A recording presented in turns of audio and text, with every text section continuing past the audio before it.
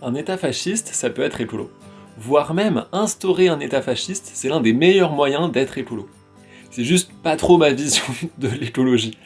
Je vais me baser sur la série La Servante écarlate pour l'analyser et essayer de comprendre en quoi se baser sur l'État pour faire des mesures écolo, genre contrôler la consommation, instaurer des lois, des quotas et tout, en fait c'est hyper dangereux et ça peut très vite arriver sur un État fasciste.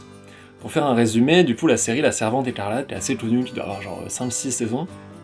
Le plot de base, c'est qu'il y a une grande baisse de la fertilité chez les humains, et du coup beaucoup moins d'enfants qui naissent.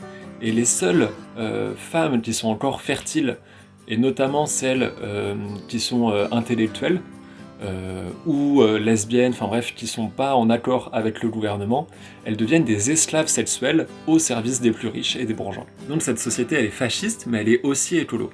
En fait, il y a une grande baisse de la natalité, donc une baisse de la productivité. Et en fait, on va plus vraiment avoir de capitalisme. Il y a beaucoup moins d'électricité, il y a plus de publicité, il y a plus de compétition entre les entreprises. On va avoir un État très fort qui va un peu régir toute la vie économique du pays. Les personnes sont parquées dans les villes, vont au travail en transport en commun, utilisent souvent les mêmes vêtements, sont logées dans des petites habitations avec plus vraiment de confort. Et en vrai, tout ça, c'est un peu ce que certains écolos réclament. En fait, c'est une vision de l'écologie qui n'est toujours pas la mienne. Là où c'est intéressant, c'est qu'il reste une partie quand même de l'industrie dans le pays. Et cette industrie, elle va servir à 3 choses. Faire des guerres avec les pays extérieurs, surveiller et contrôler la population, et enfin le confort de riches, évidemment.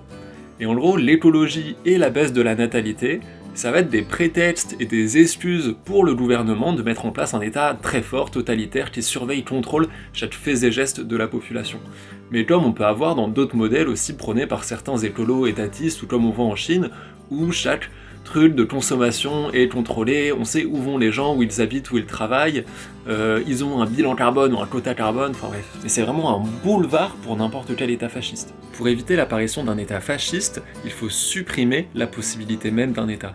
Et aujourd'hui, un État, ça repose sur 2 choses. Des moyens de communication et de transport sur le territoire national.